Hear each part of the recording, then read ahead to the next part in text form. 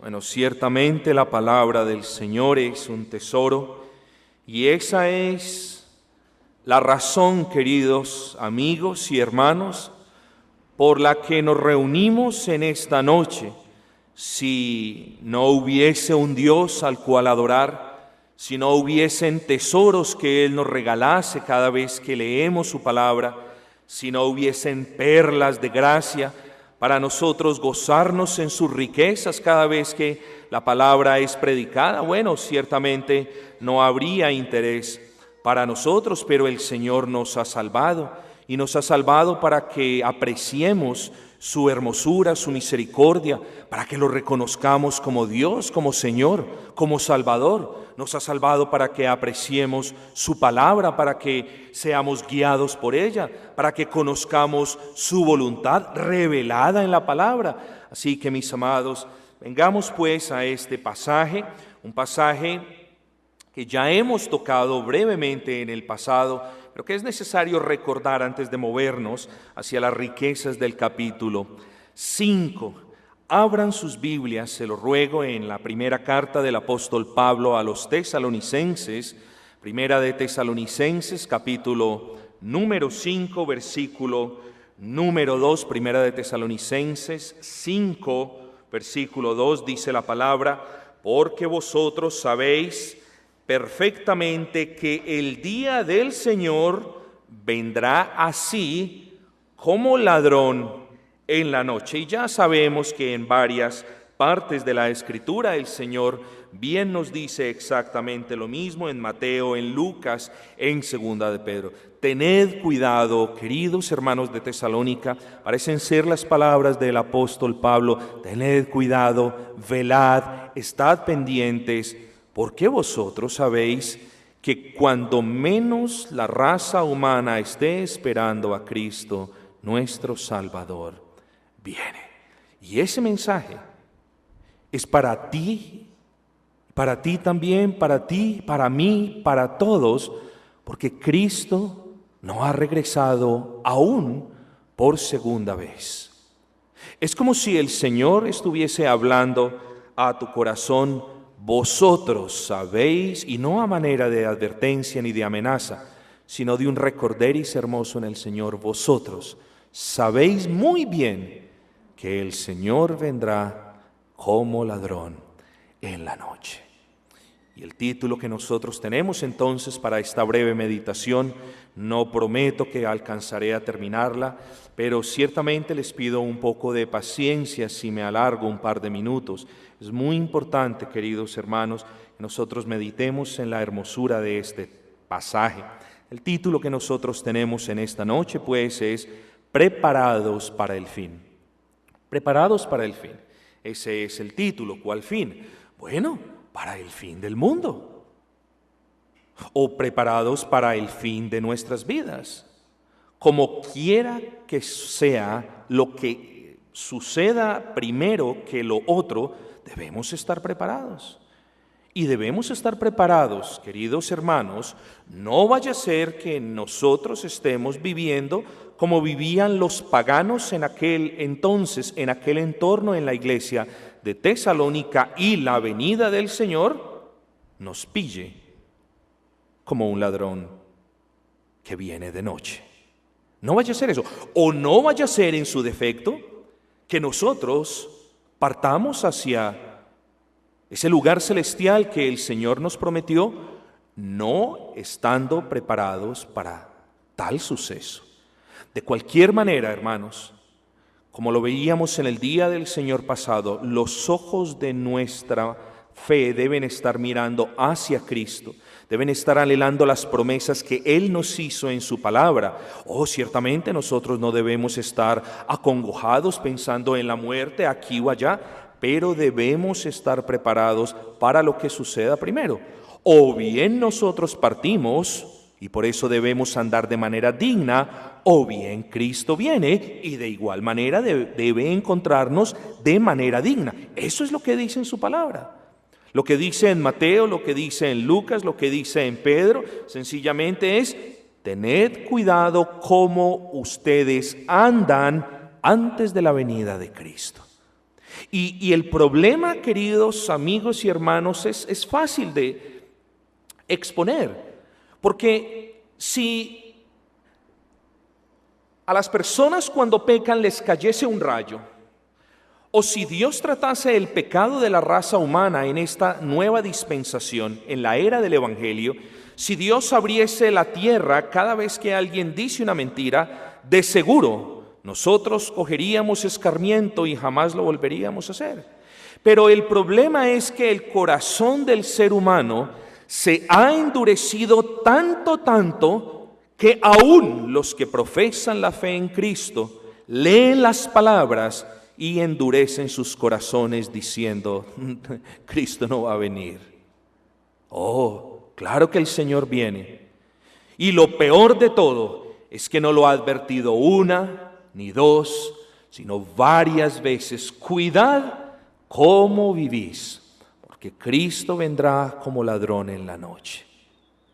El creyente es aquella persona que por la bendita e infinita gracia de Dios cree en la persona de Cristo, en la obra de Cristo, en la naturaleza divina de Cristo, por supuesto, también en la humana, pero cree lo que Cristo, el Verbo de Dios, dejó en su palabra.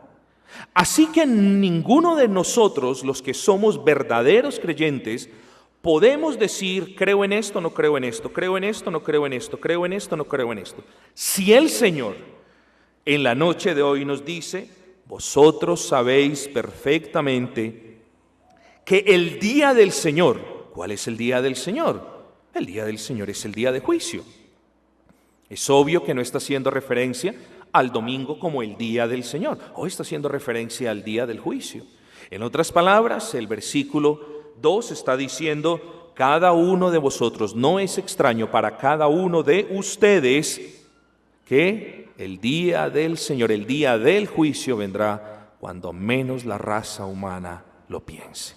Así que, hermanos, consideré esta advertencia porque pocas veces hablamos de eso, y cuando allí afuera, y lo digo sin criticar, pero cuando allí en la cristiandad, allí afuera, se habla del día del Señor, se presenta como un espectáculo gigantesco, y las personas mantienen atemorizadas, y las personas están especulando, y las personas hacen cuentas, y las personas leen y ven y escuchan los sermones de los predicadores que no tienen otra cosa más que predicar, sino de la venida de Cristo.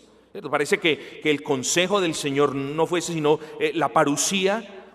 Se presenta como un acontecimiento. Bueno, mis amados, sí es un acontecimiento importante, pero esto, la venida de Cristo, la parusía, es algo que nosotros debemos tener claro. La línea de tiempo, Dios mediante, la vamos a hablar hoy, ya lo hemos explicado. Estaba mirando las notas, los apuntes, lo hemos explicado.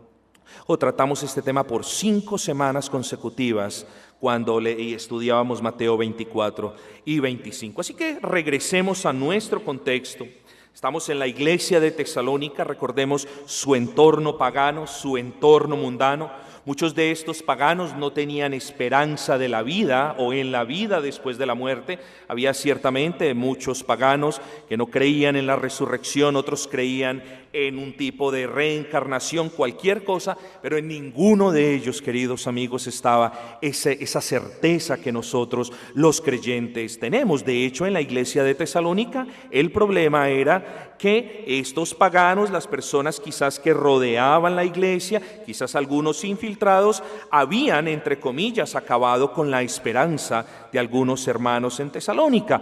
Hermanos queridos, personas, lo decíamos en el día del Señor pasado, personas no muy fuertes en ciertas doctrinas, personas que de una o de otra manera eran fáciles de influenciar por vientos de doctrinas. Yo me pregunto si aquí alguno de ustedes es fácil de influenciar por cualquier viento de doctrinas. Yo me pregunto si ustedes ven a un predicador y ya le están creyendo todo lo que el predicador diga, simplemente porque tiene el nombre A o B o C. No, la palabra del Señor nos manda a discernir, a comparar con la Escritura, no a tragarnos las cosas entero porque es predicador A o B o C, debemos discernir. Y allí en la iglesia de Tesalónica habían quizás hermanos débiles en la fe, hermanos que no estaban firmes en esta doctrina. Y bueno, queridos amigos, para el apóstol Pablo era supremamente necesario corregir estos aspectos, así como lo es para mí corregir una situación cuando ésta no se acomoda al patrón de la Escritura. Así que venimos al versículo 13 del capítulo 4, dice: tampoco queremos, hermanos, que ignoréis acerca de los que duermen. Ya habíamos estudiado este pasaje, pero fue hace 15 días y es necesario enfatizar en esto, porque este tema de la parusía, del regreso de Cristo, no lo estamos viendo a menudo, así que el tema es bueno dejarlo en claro. Para que no os entristezcáis como los que no tienen esperanza. Dos cosas a considerar en este versículo 13 de manera rápida acerca de los que duermen, acerca de los muertos. En la muerte las almas no estarán dormidas, no sintiendo nada.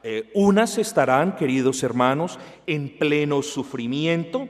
Unas recibirán, soportarán la infinita ira de Dios, el tormento eterno. Algunas estarán en este lugar, lo digo entre comillas, geográfico, porque es un lugar tangible, es un lugar verdadero, no es un lugar imaginario.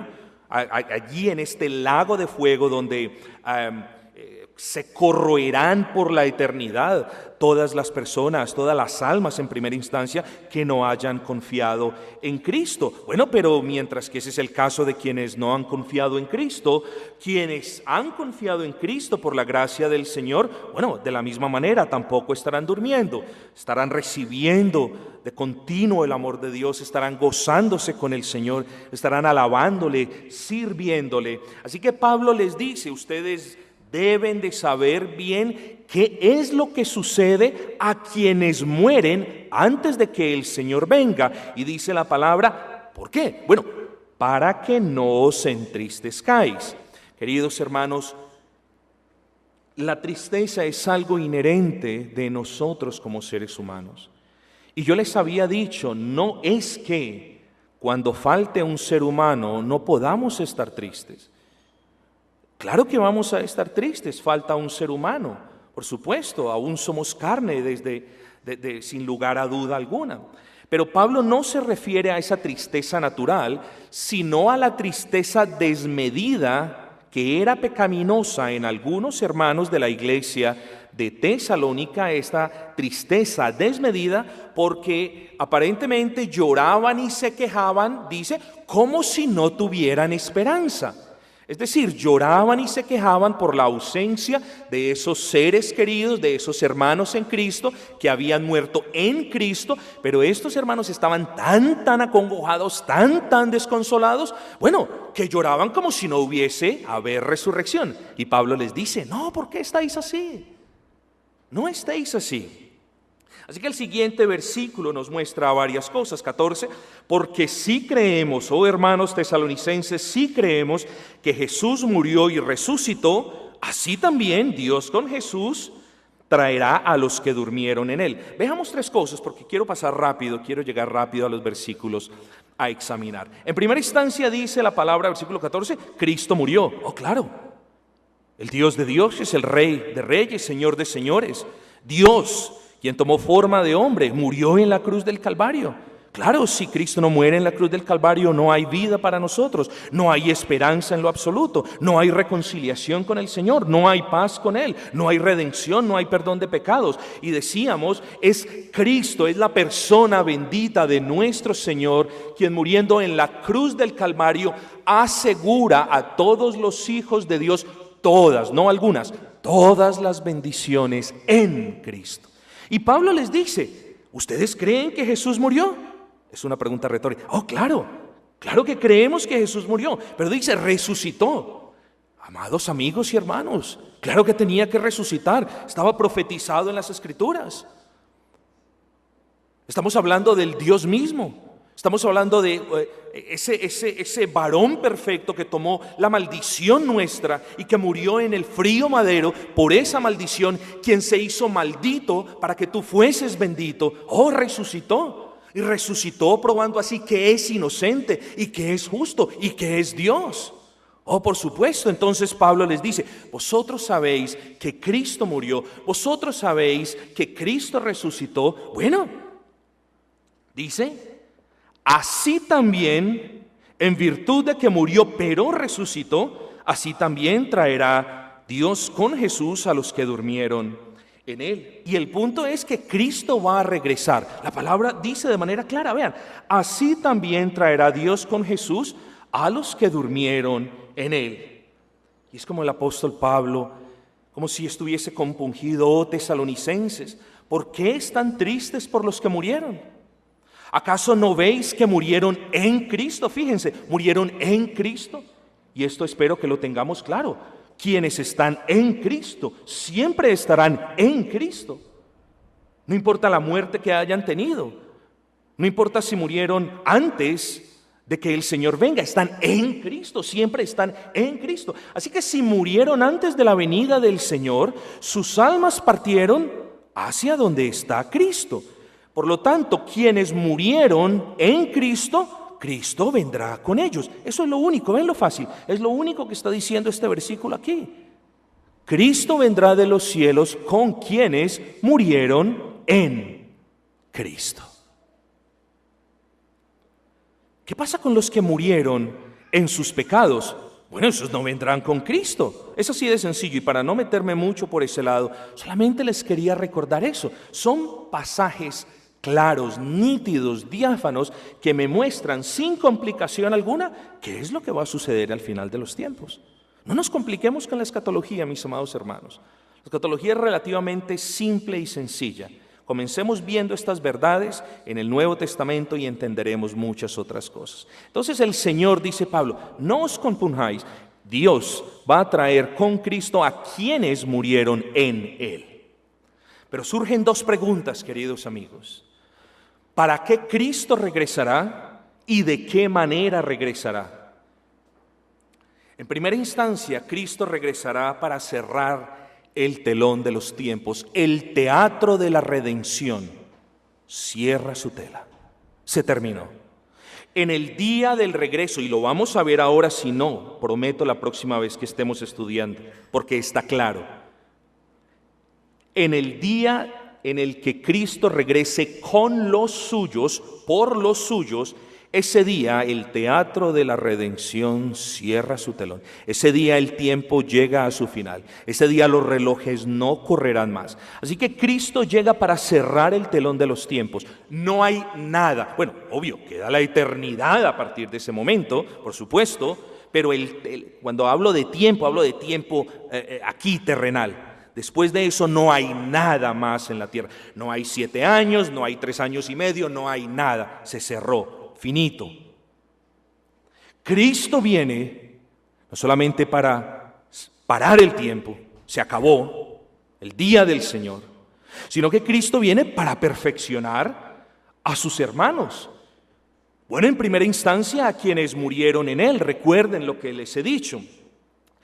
Quienes murieron en Cristo, sus almas, en el instante de sus muertes, son perfeccionadas y van al paraíso de Cristo. ¿Por qué son perfeccionadas? Bueno, porque en el paraíso de Cristo, en la presencia de Cristo, no puede haber algo que no sea perfecto. Pero los cuerpos se pudrirán, hederán, y en el día en el que Cristo venga con los suyos, esos cuerpos resucitarán y serán perfeccionados. Entonces Cristo viene no solamente para dar fin al tiempo como lo conocemos y dar comienzo a la eternidad, sino que viene para perfeccionar a quienes murieron en Él. Bueno, y a quienes estemos vivos cuando Él venga, si ese es el caso también. Cristo viene para separar las cabras de las ovejas. Tengan cuidado allí. En el arrebatamiento, como la palabra lo describe, Cristo separa las cabras de las ovejas.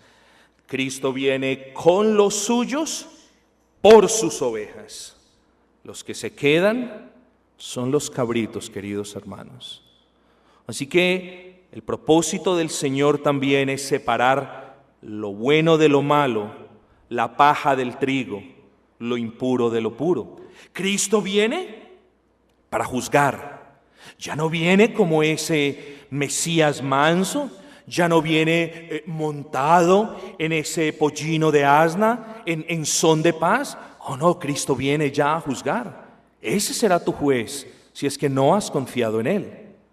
Cristo viene, también dice su palabra, para siempre estar con su pueblo. Nunca más va a dejar a su pueblo, nunca más. ¿Cuándo sucede eso? Cuando el Señor venga con quienes murieron en Él.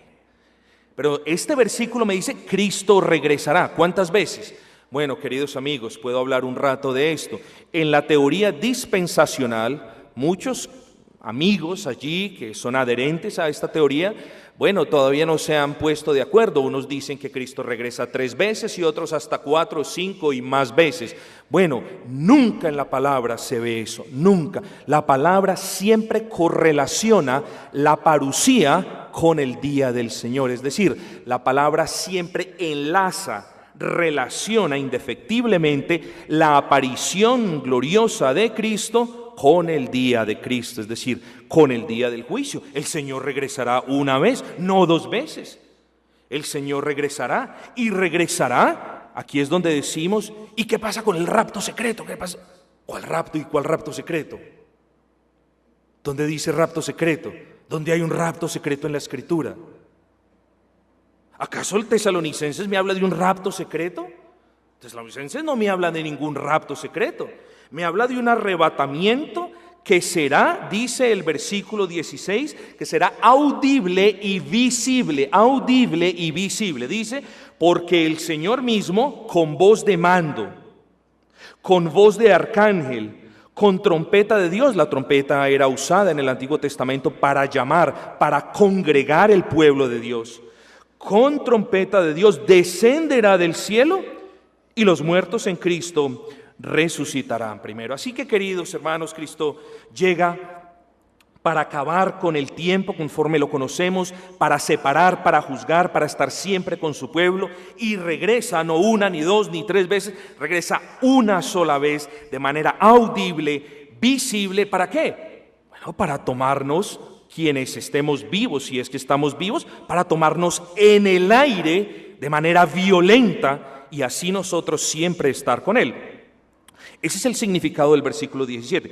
Luego nosotros, los que vivimos, los que hayamos quedado, seremos arrebatados, seremos tomados juntamente con ellos. ¿Quiénes son ellos? Quienes nos han precedido en las muertes, y seremos llevados en las nubes para recibir al Señor en el aire, y dice, y así estaremos siempre con el Señor. Entonces aquí algunos amigos dispensacionalistas dicen que por cierto periodo de tiempo quienes fueron arrebatados van a estar con el Señor en las nubes y después van a venir. Bueno, es que eso es presionar la Escritura para que diga lo que no dice.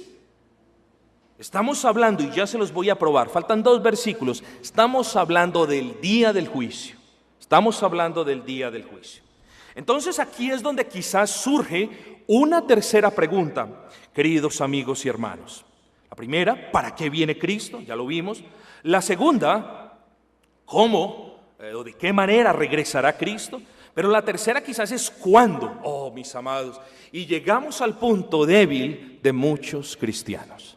Parece que muchos cristianos, y de hecho conozco a muchos cristianos, que se preocupan más por cuándo llega Cristo que por cómo están andando ellos sus vidas.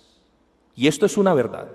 Se preocupan más por las profecías, se preocupan más por el doctor Alducin, por los escritos de uno o del otro, que por cómo están andando ellos sus vidas delante de Dios.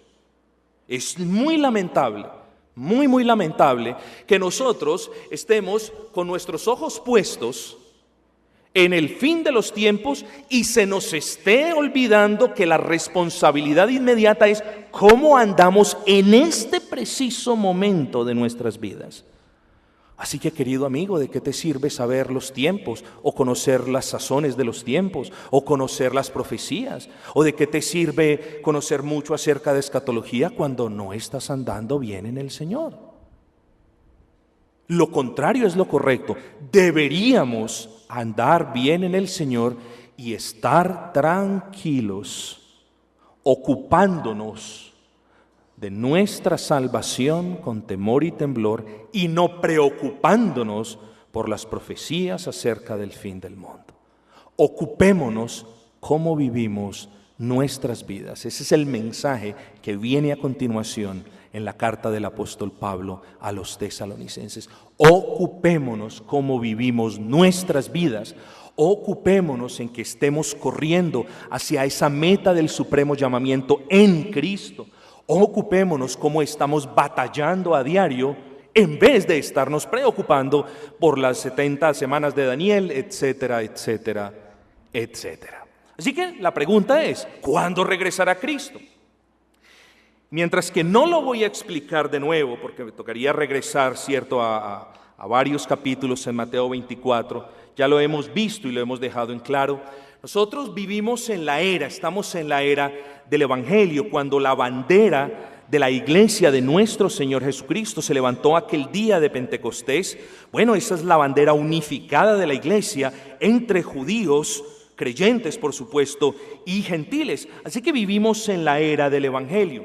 Pero antes de finalizar lo que nosotros conocemos como la presente era, que denominamos la era del Evangelio, antes de finalizar este periodo, habrá un periodo único, extremadamente difícil, caracterizado por gran apostasía, caracterizado por el vituperio de las iglesias mismas hacia Cristo. Habrá un periodo de sufrimiento para el cristiano o para la iglesia cual nunca se ha visto antes. Y a este periodo, y yo se los decía, supón que este es el día de Pentecostés y este es el día del regreso de nuestro Señor. Al finalizar este periodo, tenemos este subperiodo al cual la Escritura lo llama la gran tribulación. Entonces esa gran tribulación viene al final de los días, al final de la era del Evangelio, antes de finalizarla. Y justo, y aquí es muy importante que me sigan el paso, mis amados, porque si ustedes comprenden, hasta aquí sí han comprendido, y creo que he hablado de manera supremamente clara, si ustedes entienden lo que sigue a continuación, la escatología va a tener sentido para ustedes. Justo cuando el periodo de gran tribulación termine, justo cuando termina la era del Evangelio y el Señor regresa. ¿Cuándo? Eso sí no se los puedo decir porque nadie lo sabe. Entonces repito esto y ahorita vamos a la Escritura a probarlo. Vivimos en la era del Evangelio y antes del final de los tiempos, antes de la era en la que vivimos, habrá un periodo. No son 7 años, no son 3 años y medio, habrá un periodo llamado el periodo de la gran tribulación, caracterizado por las cuestiones que mencioné anteriormente. Cuando ese periodo de la gran tribulación termine, viene Cristo y aparecerá con poder, honor y victoria y con voz de poderío, y nadie podrá evitar saber y ver a aquel a quien traspasaron. Fíjense. Mateo 24, 21, se los leo, dice: porque habrá entonces gran tribulación, cual no la ha habido desde el principio del mundo, hasta ahora ni la habrá. Ahí está diciendo, habrá en el final de los días un periodo de gran tribulación. Ahora fíjense lo que sucede al final de ese periodo. Ese versículo que les acabo de leer es Mateo 24, 21. Ahora les voy a leer 5 versículos más adelante y dicen: e inmediatamente después de la tribulación. Miren aquí, esta es la era del Evangelio, este periodo es la gran tribulación, y el 29 me dice, e inmediatamente después, no son 3 años y medio, no son 7 años, inmediatamente después del periodo de la gran tribulación, ¿qué me dice? El sol se oscurecerá y la luna no dará su resplandor, y las estrellas caerán del cielo, y las potencias de los cielos serán conmovidas. Versículo 30, Entonces, recuerden, ahora decíamos en Primera de Tesalonicenses 4:16, la señal ¿cuál era? La señal era que el Señor mismo, con voz de mando, con voz de arcángel y con trompeta de Dios descenderá del cielo. Esa es la señal. Y el versículo 30 del capítulo 24 de Mateo me dice, entonces aparecerá la señal de lo que acabamos de hablar. Entonces aparecerá la señal del Hijo del Hombre en el cielo, y todas las tribus de la tierra se lamentarán y verán todos, no hay nada secreto, y verán todos al Hijo del Hombre viniendo sobre las nubes del cielo, exactamente como me lo dice Tesalonicenses, vean, con poder y con gran gloria, y enviará a sus ángeles con gran voz de trompeta, y juntarán a los suyos de los cuatro extremos del cielo. Sencillo. Si vieron, hay una increíble e inseparable correlación entre las palabras de Cristo y las palabras del apóstol Pablo. ¿Cuáles son? Sencillo. Al final de la era, repito por tercera vez, viene un periodo llamado Gran Tribulación. Mateo 24:29 me dice, y justo cuando termine esa Gran Tribulación, vendrá la señal del cielo. Y todo el mundo lo verá, y todo el mundo lo escuchará. Y ocurrirá que los suyos serán llamados de los cuatro extremos del cielo. Es exactamente lo mismo que me dice Primera de Tesalonicenses. Así que no sobra repetir que tanto la resurrección de quienes murieron en Cristo como el arrebatamiento de aquellos que estarán vivos cuando Cristo venga, todo esto no ocurrirá 7 años antes del fin, etcétera, etcétera, sino que ocurrirá en el fin, repito. Quienes murieron en Cristo vendrán con Cristo y vendrán por quienes aún están en Cristo pero permanecen vivos, y esto sucederá exactamente en el día del Señor. Así que, queridos amigos, si vemos, y ahorita sí llega lo bueno, si vemos el primer versículo del capítulo 5 de Primera de Tesalonicenses, vamos a leerlo, pero acerca de los tiempos y de las ocasiones, no tenéis necesidad, hermanos, que yo os escriba. Acerca de los tiempos y de las ocasiones, bueno, ¿de qué me está hablando? Bueno, los tiempos y las ocasiones del evento que acaba de escribir. Acaba de hablar del día. Presten atención porque esto es exégesis básica y yo les quiero enseñar a que ustedes tomen la palabra y se defiendan y no se dejen corchar porque quienes vienen aquí a hablarles de semanas de Daniel, de profecías, de esto, de aquello. No, es exégesis básica, mis amados hermanos. Entonces, el versículo 1 del capítulo 5 dice, pero acerca de los tiempos y de las ocasiones, ¿pero de qué me está hablando Pablo? Bueno, me está hablando de lo que justo acaba de hablarme en el capítulo 14, en los últimos versículos. Me está hablando del día en que Cristo venga, ¿sí o no? Claro, es evidente, mis amados. Entonces, acerca de los tiempos y de las ocasiones, no tengo necesidad de que yo os escriba, porque vosotros sabéis perfectamente que el día del Señor, o sea, el día del juicio, vendrá como ladrón en la noche. Ese es nuestro segundo versículo. Así que Pablo habla que el día del arrebatamiento es sencillamente el día del Señor, que es a la vez el día del juicio, que es a la vez el día final. Esa es la correlación, mis amados hermanos. Esa es la correlación. Y es sencillo de mirar el contexto inmediato del versículo 1 del capítulo 5, se hace referencia a la venida de Cristo en poder y gloria. Y a esa venida ahora Pablo la relaciona con el día del Señor. Y en la Escritura, queridos amigos y hermanos, en la Escritura, el día del Señor es simplemente el día del juicio. Vamos pues a adelantarnos un poco. Dice, pero acerca de los tiempos y de las ocasiones, No tenéis, se me acaba el tiempo, perdón, no tenéis necesidad, hermanos, que yo os escriba, porque vosotros sabéis perfectamente que el día del Señor vendrá como ladrón en la noche. Así que, bueno, el Señor aparecerá en poder, en honor, en gloria, y el punto es, amados, si morimos en Cristo o si estamos vivos en el día de Cristo, debemos prepararnos de manera acorde. Y aquí hay dos cosas de las que quiero hablar.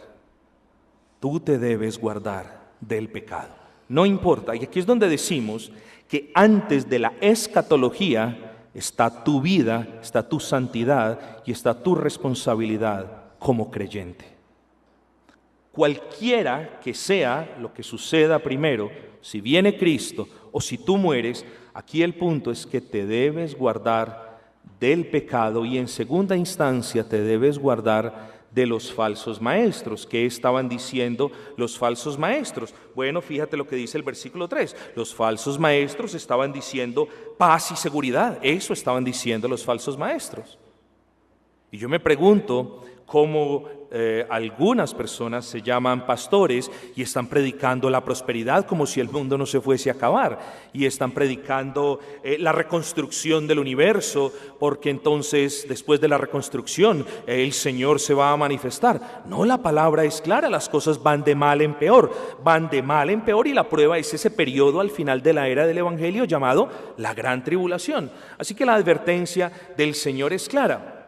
Cuando las personas empiecen a hablar de paz y seguridad y prosperidad, bueno, tengan mucho cuidado. Y aquí el apóstol Pablo, me toca terminar ya, mis amados, espero que haya sido de aliento, de clarificación, de ayuda, la explicación de esta doctrina. Pero aquí es donde el apóstol Pablo en el versículo 4 dice, pero no importa lo que estos falsos maestros digan, no importa, vosotros hermanos no estáis en tinieblas.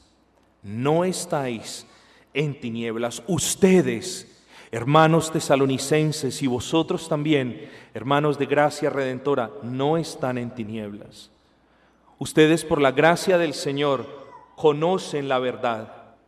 Y ustedes saben que el final de los tiempos no será un final placentero, ni será un final lleno de paz. Por el contrario, como dice la palabra, será difícil, será de gran tribulación. Ustedes conocen la verdad. Ustedes conocen que las cosas se pondrán más y más difíciles. Dice Pablo, a ustedes les ha alumbrado la luz de Cristo. La mentira ya no prevalece en ustedes. Y si la luz de Cristo les ha alumbrado, bueno, no debe haber en ustedes tampoco miedo ni incertidumbre.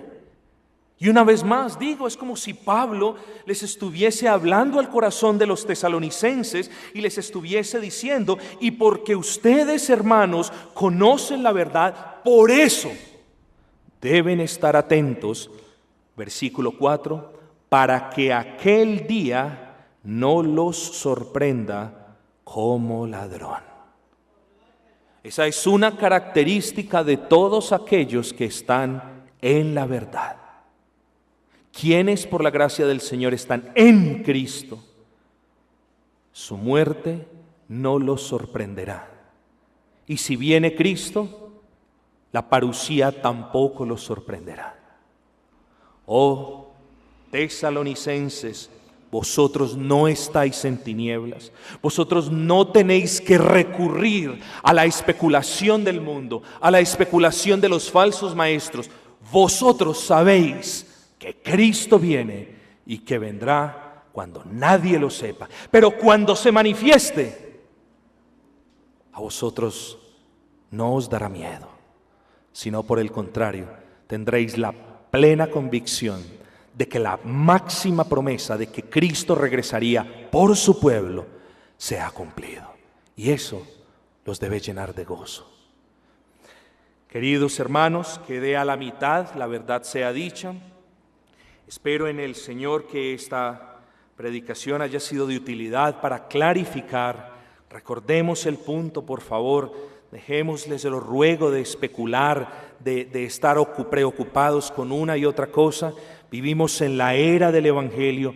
Vendrá un tiempo al final de esa era del Evangelio llamada la Gran Tribulación, un periodo caracterizado por apostasía, por vulgaridad de la iglesia del Señor, o de los que profesan más bien ser la iglesia del Señor, un periodo de dificultad para el creyente. Y dice Mateo 24, 29, y cuando la tribulación de aquellos días termine, ahí verán la señal del Hijo del Hombre.